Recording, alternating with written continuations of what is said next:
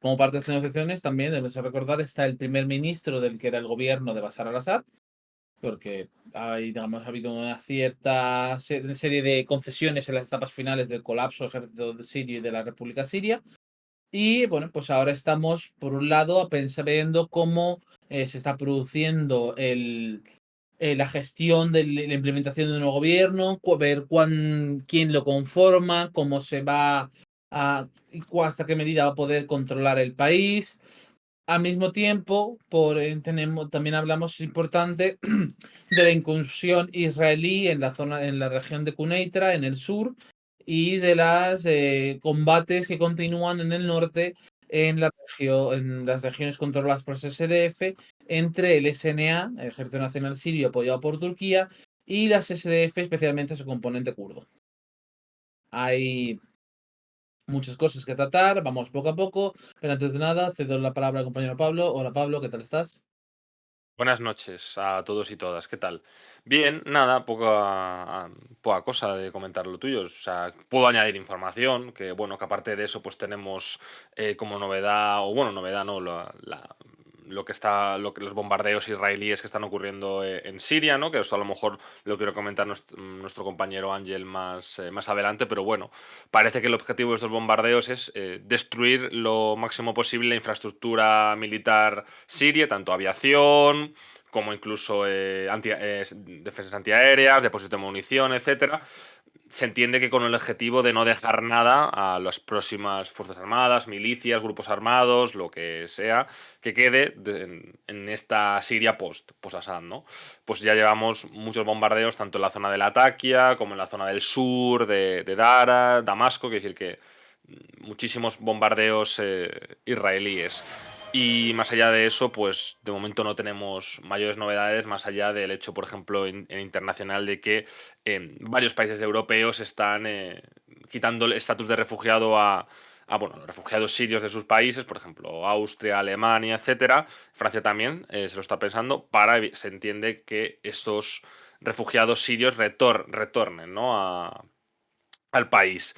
Se entiende que, que la excusa o el argumentario es que, bueno, ya ahora que ha terminado la guerra, que no es cierto, sigue habiendo conflictos y hay mucha incertidumbre, pues que básicamente que no tiene sentido que sigan los refugiados sirios en Europa, ¿no? Bueno, también lo ha hecho Turquía y ya está abriendo las fronteras para que vayan los refugiados sirios a Siria, ¿no? Así como un recap de la situación de la última hora, puedo decir eso. Entonces podemos concluir que hay ahora mismo tres grandes tendencias dinámicas a las que estamos pendientes dentro de lo que es el escenario sirio. Por un lado está la propia constitución de un nuevo gobierno sirio, ver qué forma toma, cómo se conforma, qué estructuras van a desarrollar y qué nivel de implementación puede tener o no. Luego tenemos el escenario kurdo-turco, que todos los combates en torno al SNA, los bombardeos que está haciendo Turquía, las acciones que están tomando en términos generales para tratar de para ver cómo se desarrolla en general en torno a esa dinámica kurdo-turca. Y por último, las acciones israelíes que incluyen la ocupación de la región siria de Quneitra, con la toma del monte Hebrón, creo que es. Y Ujú. la campaña de bombardeos que está lanzando Israel sobre todo el territorio sirio y por qué la está lanzando. Vamos a empezar un poco por este tema, ya que luego sé que el compañero Ángel va a volver sobre el mismo cuando aparezca aquí más tarde. Empezamos ahora y sí queda más distancia para cuando vuelva el tema. Y es un poco hablar Mm. de cómo está viendo Israel la situación en Siria, cuáles son sus objetivos, cuáles son sus planes. Yo creo que hay dos elementos fundamentales. El primero de todos ellos es esta campaña de bombardeos está destruyendo, lo he dicho antes Pablo, ¿no? Pero por volver a recordar y por ampliarlo un poco. Depósitos de munición. Toda la fuerza aérea siria. Todo helicópteros, aviones, todo. La flota siria, aparentemente, los últimos ataques en Latakia, que no era precisamente amplia ni poderosa, pero también fuera.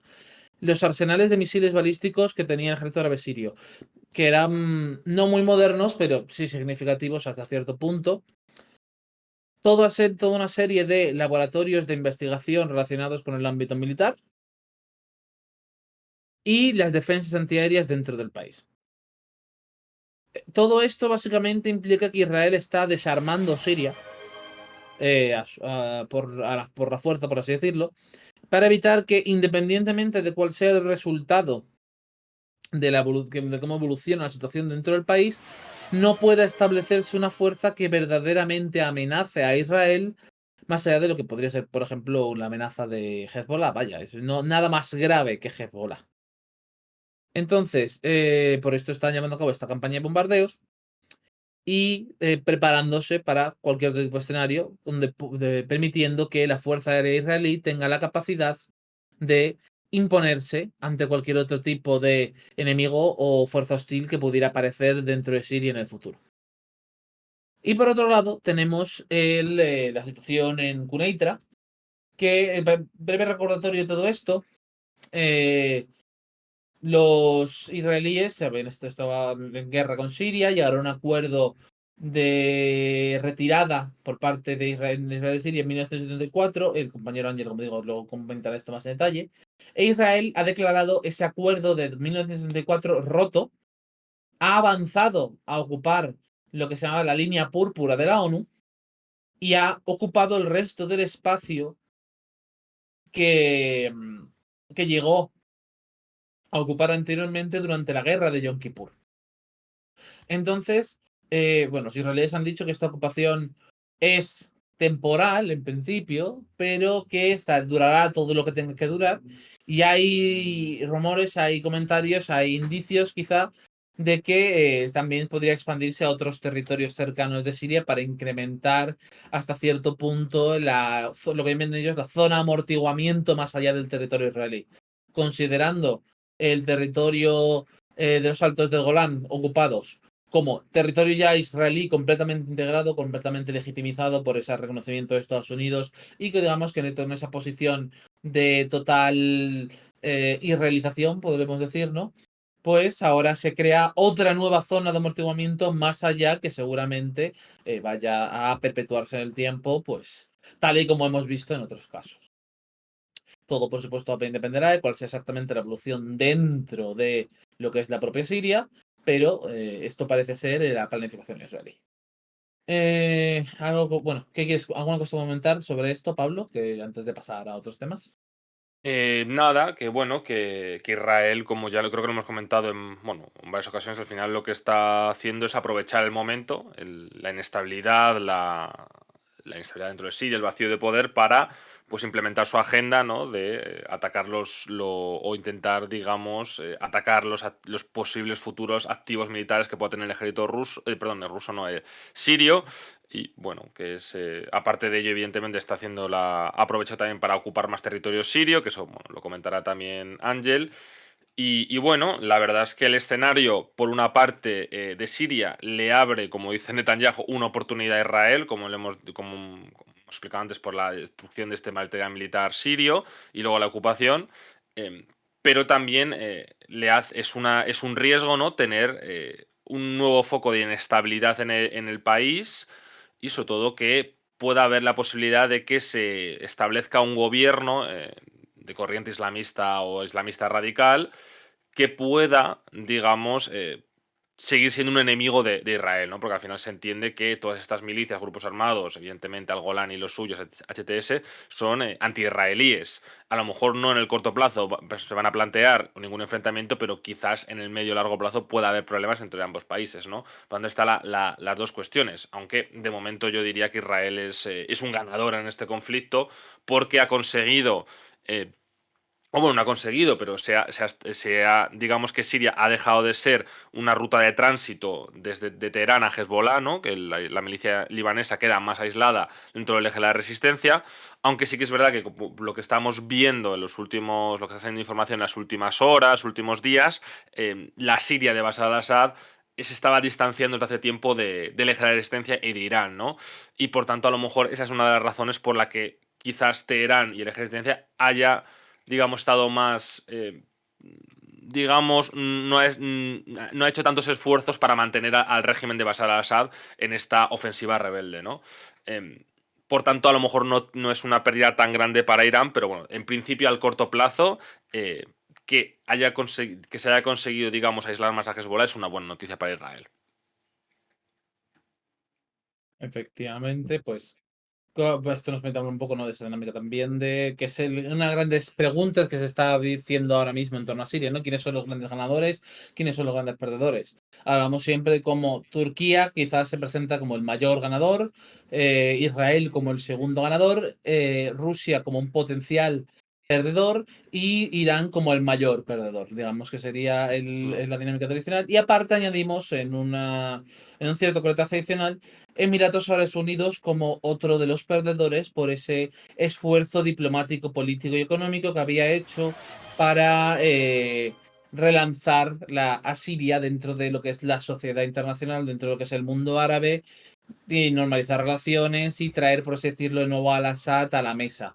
Que de hecho, como bueno, creo que os he comentado un poco antes, ¿no? Es el tema de por qué se puede hablar de que quizá Irán ya había perdido antes incluso de este propio resultado.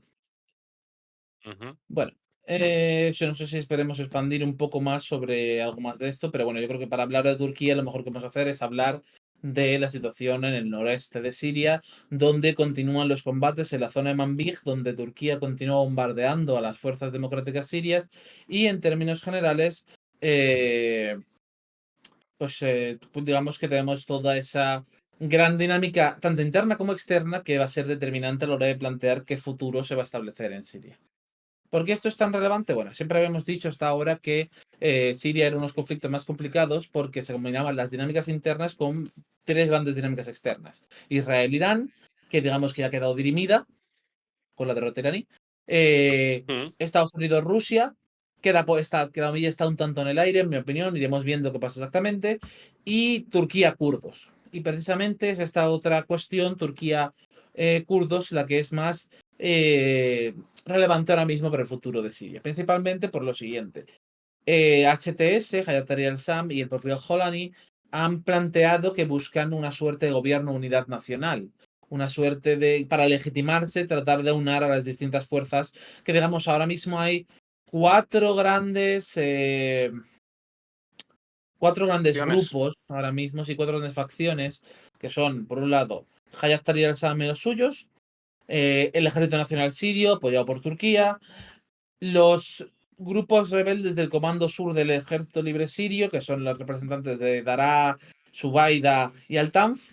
Y por último, las fuerzas democráticas sirias en el noroeste del país. Estos cuatro serían las principales facciones.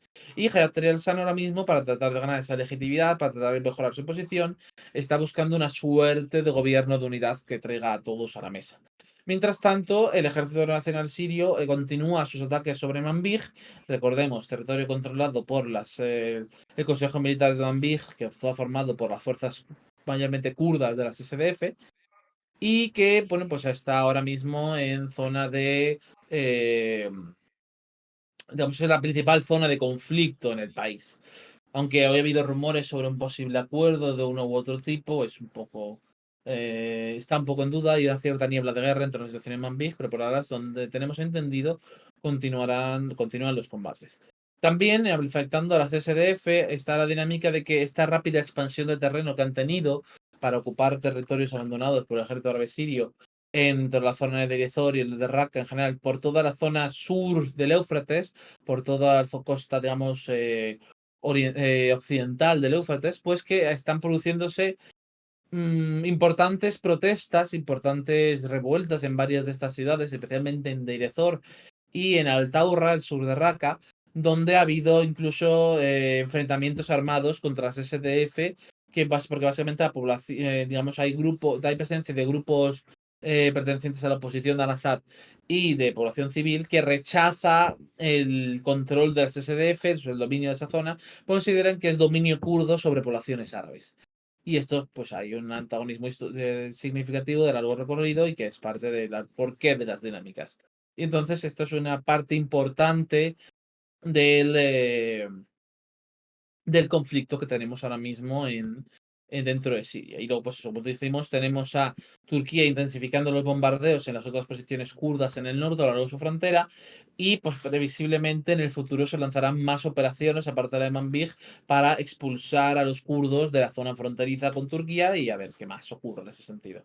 Sin embargo, parece que estamos teniendo algo de resistencia por parte de Estados Unidos a que esto ocurra. Un ejemplo en ese sentido ha sido las recientes declaraciones del senador Lindsey Graham, bastante conocido en ámbitos republicanos, que básicamente declaraba en Twitter, podemos pasar al tweet, pero tampoco conozca la pena, no debemos permitir que las fuerzas kurdas que nos ayudaron a destruir el Estado Islámico durante la vigilancia de Trump sean amenazadas por Turquía o los islamistas radicales que han tomado el control de Siria. Turquía tiene con preocupaciones legítimas de referente a distintos grupos que existen en el oeste de Siria, pero si hay un conflicto entre Turquía y las SDF o si Turquía ataca a las fuerzas kurdas, pondrá en marcha una liberación del Estado Islámico, lo cual sería una pesadilla para América.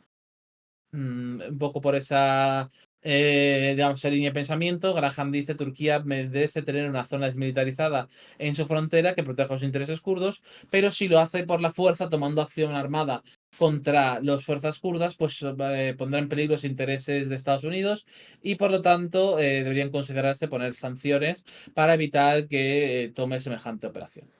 Básicamente, este es un poco el argumento que plantea Lindsey Graham en la posición que tienen los americanos al respecto.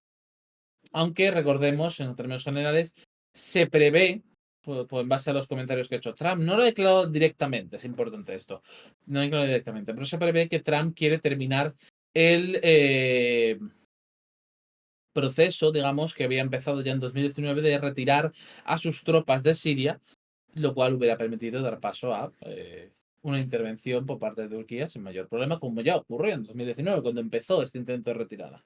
¿Algunos comentarios a este respecto, Pablo? ¿Qué creas que Sí, sean bueno, relevantes? así rápidamente nada, simplemente que yo creo que los kurdos lo tienen bastante difícil para, dado el balance de fuerzas actual. O sea, yo no creo que Estados Unidos vaya a poner muchos recursos para, por así decirlo, defender a los kurdos de los turcos, porque básicamente no lo han hecho en los últimos años y no creo que lo vayan a hacer ahora, y menos con Trump en la Casa Blanca, ¿no? Por tanto, yo no veo que... Yo creo que Turquía va a tener más o menos manga ancha para poder hacer lo que ella quiera en esa zona, ¿no? Los kurdos survieron su propósito y ya no, ya digamos que es más bien pueden superar una carga. Es una de las cuestiones interesantes, ¿no? Cómo Estados Unidos del escenario de Siria hace años que ya no es un actor relevante, ¿no? Porque en su momento sí lo fue y hace tiempo que ya no es en ese proceso quizás bueno, de retirada de algunas zonas de Oriente Medio para a lo mejor hacer ese focus en Asia, pero también hacia Israel, ¿no? Y que sea Israel incluso quien pueda ejercer de policía militar en la región en detrimento de, bueno, en detrimento, no, en sustitución de Estados Unidos, ¿no? Puede ser. Yo no es que no veo que los kurdos vayan a recibir ayuda de Estados Unidos y si acaso esas sanciones que se puedan producir a Turquía no es por la cuestión de los kurdos, sino básicamente porque quizás que Turquía, al ganar más influencia y más poder, se pueda ver más inclinado a separarse de la línea que quiere marcar Estados Unidos respecto a la política exterior en Oriente Medio u otros lugares, ¿no? Relaciones con Rusia, etcétera. O la cuestión del Cáucaso, etcétera. Yo creo que va más por ahí más los tiros que por la cuestión del Kurdistán o de los kurdos. O sea, no creo que a Estados Unidos le preocupe excesivamente más allá de que Turquía cada vez gane más terreno, que sea una potencia más influyente en Oriente Medio y por tanto esté más inclinada a ir más por libre, ¿no? Vamos, es mi opinión. Vale, me estás lanzando una serie de preguntas, yo creo que vamos a ir echando vistazo. Bueno, preguntaban antes cuántos misiles o bombardeos puede haber realizado. Ahora mismo entiendo que la pregunta era sobre Israel. Mm. Las propias fuentes israelíes están hablando de unos 150 ataques en los últimos 2 o 3 días, aproximadamente, pero probablemente la cifra sea algo mayor. Además, por todo el territorio sirio. Sí, de hecho, posiblemente no sean los únicos que están llevando estos ataques aéreos. Hay reportes de los mismos también por parte de Estados Unidos y de Turquía en el norte de Siria. Así que son varias fuerzas las que están ahora destruyendo equipamiento dentro de Siria. Se viene una balcanización de Siria. A ver, es difícil, como siempre, predecir el futuro exacto, ¿no? Vamos a, me parece que tampoco es una cuestión de futurología la que tenemos que hacer aquí, pero la cuestión es lo siguiente. Yo creo al menos que el ejército va a depender mucho. Una localización implicaría para empezar, una ruptura formal, digamos una partición formal de Siria. Y ese escenario yo desde luego ahora mismo no lo contemplo. Lo que sí puede pasar es que ocurra un escenario semejante al de Libia, un establecimiento de nuevas zonas cuasi permanentes controladas por una u otra facción. Yo, de todas formas, diría que eso también es parecido a lo que ya teníamos antes en Siria, tampoco habría tanta diferencia, pero se reorganizaría el equilibrio de poderes para dar lugar pues, a un nuevo statu quo. En términos generales, me parece de todas formas que especular con cómo podría exactamente desenvolverse el futuro de Siria es ahora mismo muy temprano, estamos muy cerca del estallido de la crisis, del momento álgido de la misma, y tendremos que ir viendo cómo se avanza todo. Ujú. Vale. Bueno, sí, adelante, Pablo. No, que no se me va a pasar que ya agradecer a todos los que se han suscrito en los últimos minutos, a FoxMulder85, 2 meses, o sea que este hombre o mujer es nuevo, o sea que nada, espero que te resulte interesante el contenido y que sigas suscribiéndote cada mes. El Culotrofos también, gracias por la suscripción, ya 9 meses. Y tengo aquí a Medulio23, que es un habitual de aquí de este canal, 24 meses. O sea, ya lleva mucho tiempo con nosotros y nada, muchísimas gracias por las suscripciones y por seguir manteniendo este proyecto de Descifrando la Guerra, que bueno, que ya veis que tenemos el mundo muy movidito y pues bueno, nosotros nos ayuda la suscripción a seguir analizando todo, porque si un día hablamos de Siria, al otro día hablamos de Ucrania, Corea del Sur, el mundo la verdad es que no nos está dando de respiro y bueno, encantados de darle caña. Y bueno, gracias a Big Flat ahora 92 por el Prime, ¿no? De 11 meses ya. Muchísimas gracias y bravo también a ti por esa suscripción. Luego también nos preguntan que por qué Irán y Turquía están enfrentados en este conflicto. A ver, Irán y Turquía son parte de la liga amplia de potencias medias que existe en Oriente Medio y que han estado llevando a cabo pues guerras subsidiarias en todos los escenarios de guerra civil. En el caso de Siria, pues sí teníamos una cierta rivalidad, aunque no, quizá no diría que fuese la principal, ni mucho menos.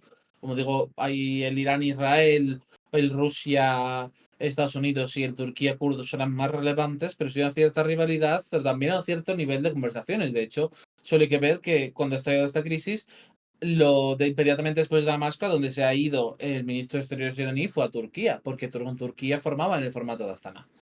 Eh, También hemos visto en otros escenarios, yo que sé, por ejemplo, en Yemen teníamos a Irán contra los saudíes y contra los emiratíes, ambos por separado, uno apoyando al gobierno reconocido internacionalmente y otro los sureños.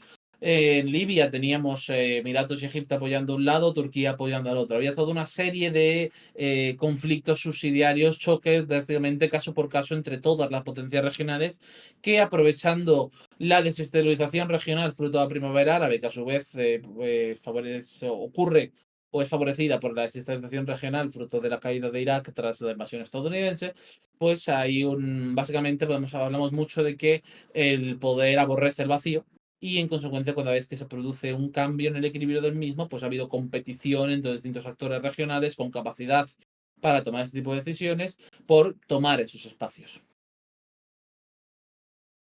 Ujú. No sé si quieres tú añadir algo sobre todo esto, Pablo.